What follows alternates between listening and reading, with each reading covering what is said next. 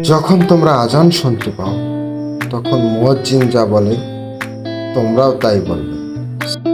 হে নাফসে আম্মারা, তোমার আর কতটা সময় বাকি রবের দিকে ফিরে আসার অথবা রবের কাছে ফিরে যাওয়ার? হে আমার রব, আমি তো আপনাকে ডেকে কখনো নিরাশ হইনি। আল্লাহর রহমত আছে বলেই এখনো সুস্থতা নিয়ে বেঁচে আছি। আলহামদুলিল্লাহ, আলহামদুলিল্লাহ।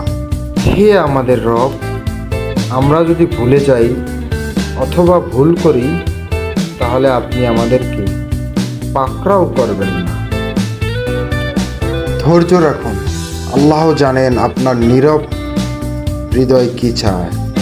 পরিবর্তনটা কেবল আল্লাহর জন্যই হোক। সবাই সাবস্ক্রাইব করে আমিন লিখে দেবে।